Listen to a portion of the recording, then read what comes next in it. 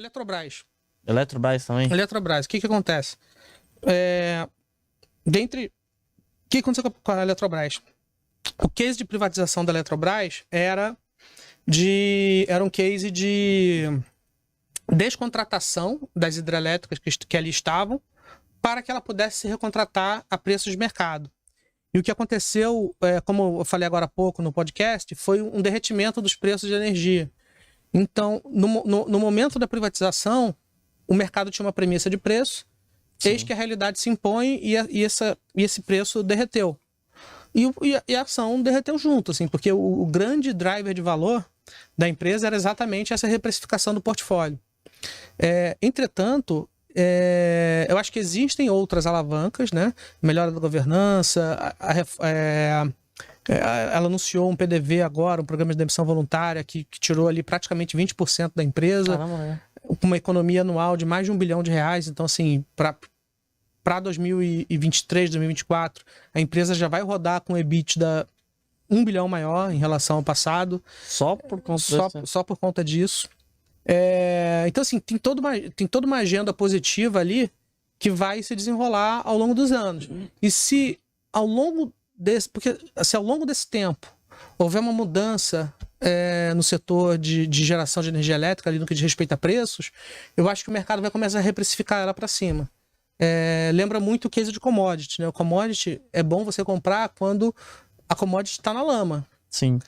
Por quê? Porque qualquer recuperação que passe, você se apropria toda dela. Então, assim, fazendo aí um pouco de valuation freestyle, eu acho que o case da Eletrobras é mais ou menos esse. Se houver uma recuperação, eu acho que a ação se recupera, mas além disso, você tem toda uma agenda positiva que está sendo tocada pelos executivos. O mercado, principalmente os institucionais, gostam de olhar para a Eletrobras muito por TIR, né? por taxa interna de retorno. A taxa interna de retorno, você precisa usar premissas. Qual é a sua premissa de preço? A minha TIR é essa. Ok. Vamos usar um múltiplo muito fácil de se entender. Preço por valor patrimonial, que eu acho que todo mundo conhece. A empresa está negociando a 60 do preço por valor patrimonial. Então, assim, imagina... Tem alguma coisa esquisita aí, né? Eu acho assim, que meu ponto é o seguinte, uma empresa privada redonda, filé, uma Engie, já é privada há décadas e é maravilhosa, etc. Pô, ela negocia 3 vezes book. Entendeu? Então, assim... eu acho que existe um espaço de reprecificação muito grande à medida que houvesse trabalho de melhoria dentro da Eletrobras. Seja por alocação de capital, seja por fusões e aquisições, seja por corte de custos, seja por tentar transformar aquela estrutura cheia de ações, né? LET 3, LET 5, LET 6, somente para o novo mercado. Então, isso tudo tem toda uma agenda positiva que vai ser tocada ao longo dos anos.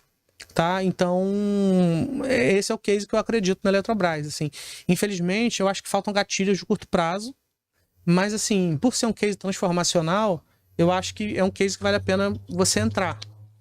Eu acho que, assim, do meu setor, assim, de energia elétrica, eu acho que é o case mais largado às moscas, ainda que não exista um gatilho, assim, não vai acontecer isso, pá, e o papel vai dobrar. Infelizmente, não tem.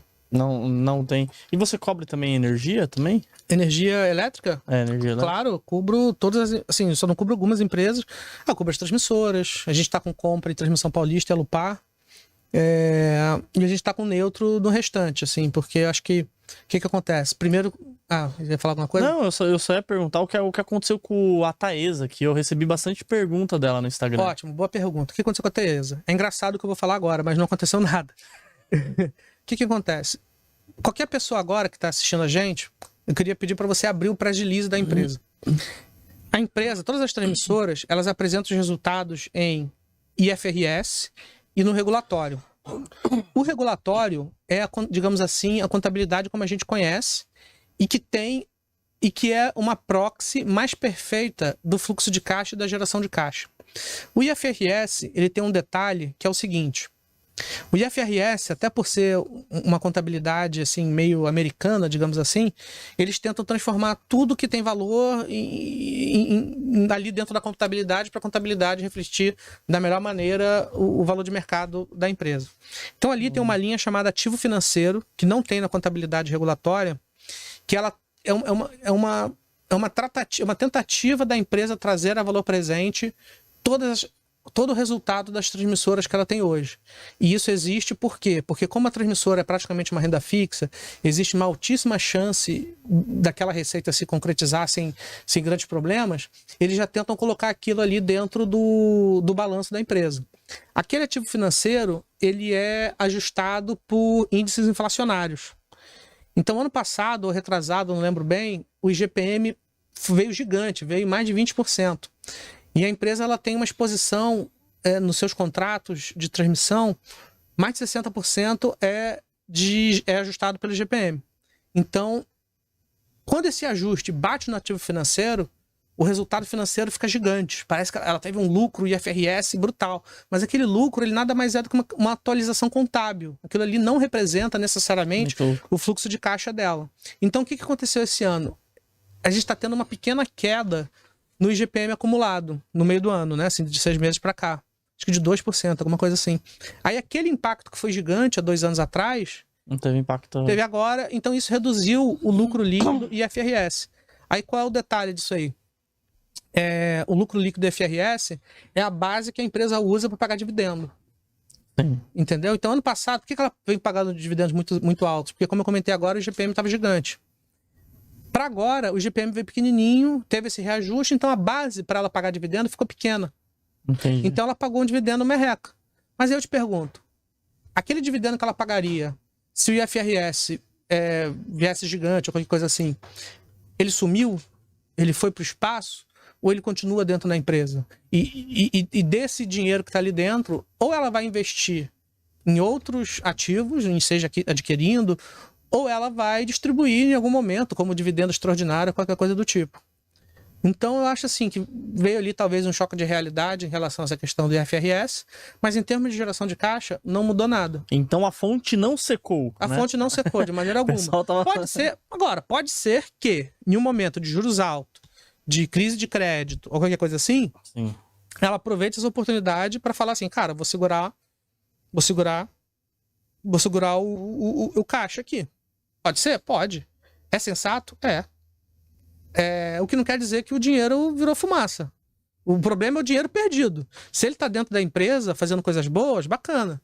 Mas se for uma questão pensando ali na sustentabilidade da empresa, poxa, a gente está passando por o que a gente chama de credit crunch, né? Então é sensato segurar os dividendos, né? Pode ser. Ela tem um benefício do negócio ser tão estável que ela mesmo... pode segurar de boa, tranquilo. Ela pode até pagar, esse é o ponto. Assim, o negócio ali é tão estável que ela pode ser até um pouco agressiva, como ela tem sido no pagamento de dividendo. Mas se ela segurar um pouco também, gente, a perna no braço não cai. Assim, não sei que você dependa muito do dividendo da Taesa para pagar suas contas, aí de fato vai ser ruim. Assim. Mas o que eu quero que você entenda é o seguinte: a fonte não secou. E não teve perda de valor nenhum, né? Não. É porque o que acontece ali na Taesa é o seguinte: ela é tão generosa com o pagamento de dividendos que, mesmo tendo um prazo de concessão mais curto em relação ao Lupar e a transmissão paulista, ela tem um yield tão grande e a pessoa física, principalmente, gosta tanto dela. O institucional também ama a Taesa. Eu só acho que ele tenta comprar um preço menor, porque o que acontece com a Taesa é o seguinte: no último update que eu fiz lá na página da Genial Analyse, eu espero que você dê uma olhada, eu mostro que o quê? Que ela tem um prazo de concessão mais curto em relação aos demais players, e ainda assim ela negocia com prêmio, em termos de múltiplo, pelo menos, em relação a Lupar e transmissão paulista. Então, ainda que ela tenha menos valor a ser gerado ao longo do tempo... Ela ainda é negociada com prêmio. Com prêmio, porque ela acaba distribuindo muito dividendo e o povo gosta disso. E não tem nenhum problema, eu também gosto. A transmissão paulista e a Alupar, se ela resolvesse pagar tudo que ela gera de caixa como dividendo, elas teriam o mesmo rendimento da Taesa. Só que não, elas preferem segurar um pouco mais. Entendeu? Entendi. Então, assim, por exemplo, a Alupar. Quando a Alupar ela pagou agora, anunciou agora 5% de dividendo, bonificação, só que esse dividendo que ela anunciou é a metade do lucro. Então, assim, ela tá tendo um payout ali de uns 50%. E 50% é bom pra caramba. Mas assim, quando você olha o yield, é de 5%. Às vezes não é aquela coisa maravilhosa. Mas, e essa outra, mais uma vez, essa outra metade, ela não cai no buraco negro. Ela tá no caixa da empresa. Tá gerando valor. Tá gerando valor. Se ela julga... Por quê? Porque ela é uma boa locadora. Se ela fosse uma má locadora, aí esse dinheiro ia pro ralo. Agora, como ela é uma boa locadora... e tem mais prazo remanescente de concessões nos seus negócios, não só de transmissão, como de geração também. E ela tá em fase de desinvestimento, né? Então, ela tá... eu comecei a cobrir a Lupar A gente tá em 2023, acho que em 2018. 2019, já. foi. Ela valia 16, 17 reais. Nesse preço, o valor de mercado dela era, sei lá, 4,5 bi. E na época, o pipeline de investimentos dela era de 5 bi. Ou seja, ela ia investir ao longo dos anos tudo que ela valia. Tudo que ela valia naquela época. Então, assim, foram 4 anos em que ela não pagou dividendo, mas assim, olha o preço dela, saiu de 16, 17 e foi a quase 30. Só não tá mais de 30 por causa do rendimento da NTN. NTN mais prêmio, hoje está em 6,5. Então, esse rendimento ele acaba sendo um contraponto às empresas de infraestrutura, porque o valuation das empresas de infraestrutura são principalmente via TIR, né? São muito comparadas com a taxa, com o rendimento das NTNs, porque elas têm estruturas muito similares. Então, como os juros reais estão muito altos, isso acaba batendo um pouco no valuation das transmissoras e de todas as empresas de infraestrutura como um todo. Mas se a gente tivesse com uma NTN, NTN mais 4, mais 5, com certeza ela estaria acima de 30. Ou seja, foi um case que dobrou de valor, mais os dividendos, mais tudo que vai acontecer. E fora que tá num cenário ruim ainda. Num cenário ruim. Num cenário pessimista. E por último, tem uma frase que uma vez eu vi e achei engraçada, que é o seguinte: o setor de transmissão pode ser que ele passe por um momento onde os fracos não têm vez. O que isso quer dizer? É uma frase provocadora. Por quê? Dá até para virar um corte. Por quê? À medida que existe uma secagem no crédito e tudo isso, pode ser que os aventureiros, e aqui eu estou colocando entre aspas, aqueles caras que não são originalmente do setor de transmissão, que estavam participando dos leilões, eles resolvam não participar mais, porque o negócio está estranho. Pô, o preço das commodities está estranho. Então, o que pode ser que aconteça? A competição abaixe. Nossa, para elas o lucro lá em cima. Por uns cases, por umas empresas que são investidoras do setor raiz, empresas raiz do setor, não é o cara que é uma construtora, que é um family office, que é um private equity. Não, uma galera assim que é empreiteira de transmissão mesmo. Taesa, Transmissão Paulista, e a ISA-TRPL 4, Eletrobras, Engie, Energias do Brasil. Essa turma se beneficia de momentos esquisitos como esse. Por quê? Porque a galera vai ficar pé atrás na hora ali de bidar. E eles, como são investidores raiz, né? Eles já podem... sabem, né? Tem expertise, já tem expertise, e não tem como você sair do setor agora. Assim, o que você vai fazer? Eu sou aqui a família Godoy Pereira, vou investir em outra coisa. Não, você sabe fazer aquilo. Então, assim, esse é o momento que você pega projetos a taxa de retorno interessante. Então, assim, ela pode até se beneficiar de um momento como esse. A Luparzinha, ela é melhor que as outras empresas? O pessoal... Eu gosto... O que eu gosto da Lupar em relação às demais? Primeiro, ela é um case de dono. É uma família que controla, a empresa tem mais de 50%, a família tem mais de 50% da empresa, enquanto que a Taesa e a ISA-CETEP são cases de executivos. É um grupo de controle ali que não é do dono. E eles têm mais de 50% da empresa. Se eles tivessem 15%, eles poderiam falar, pô, vamos tentar enriquecer de outra maneira. Não, então assim, eles têm um... Os caras já têm um negócio. O cara já tem. Esse é o primeiro ponto. Quando eu olho para a Lupar, histórico de execução, muito bom. Quando eu olho para o prazo médio remanescente, tanto das linhas de transmissão quanto das hidrelétricas que eles têm, das hidrelétricas que eles operam, também é maior do que os pares. Então é essencialmente isso. Assim, essa minha paixão pela Lupar dizia muito respeito a isso, né? Não pelo momento que ela estava atravessando, mas por todos esses pontos. Sim, ótimo. Eu gosto também de Lupar. Mas depois disso, é uma questão de valuation relativo, né? Eu acho que nos últimos anos, pelo menos, a Lupar foi estruturalmente mais barata que a ISA-CETEP e a Transmissão Paulista, ainda que tivesse todas essas qualidades. O que não me impede, por exemplo, de em algum momento gostar mais da Taesa. Né? Eu só não acho que ela tá R$36 agora, a R$36 seja um bom case. Eu gosto da Taesa ali abaixo de 32. Aí já fica bem interessante. Taesa, isso. E eu tô pegando aqui, a ISA-CETEP, né, a TRPL4, ela tá sendo negociado a 0,92 do seu preço sobre o valor patrimonial. É uma boa, Victor? A gente tem compra... Pô, ela tá sendo negociada abaixo do valor patrimonial. Tá, exagero. Eu acho exagero. Enfim, a gente tem compra, a gente deu compra ali na casa de 21 e alguma coisa. É um case... redondo demais, assim, para eu falar aqui dos detalhes, mas enfim, eu acho que no preço ali que a gente deu é um preço que eu me sinto muito confortável. Para esse ano de 2023, ano passado, ela passou por um reperfilamento de uma indenização que ela recebe ali, enfim, relacionada a problemas já do governo da Dilma Rousseff, ex-presidente Dilma Rousseff, e houve o reperfilamento desse fluxo de recebimentos. Então, em 2022 teve uma queda, enquanto que em 2023 retornam na totalidade esses investimentos. Então, acho que vai ser um ano gordo, ali no que diz respeito à geração de caixa. E você lembra o preço alvo dela? R$28. A gente está observando. Bom, hein?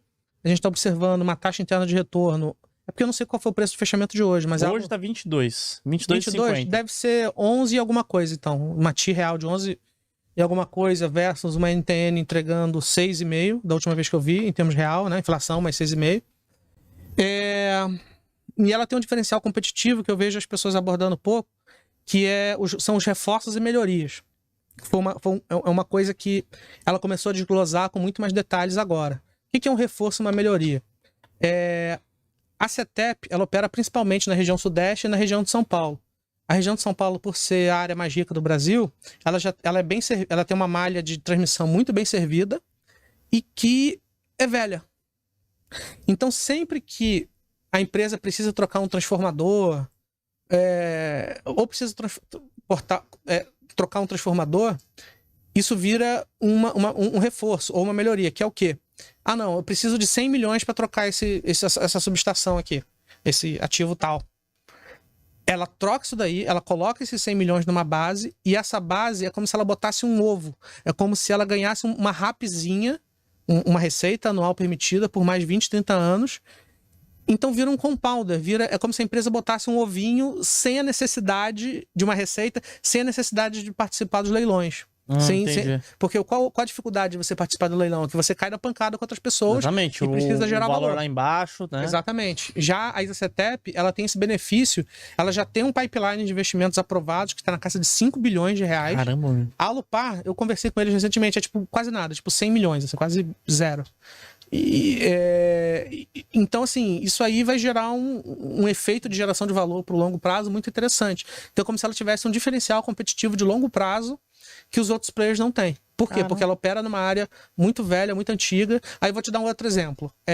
Poxa, você tem uma linha de transmissão aqui.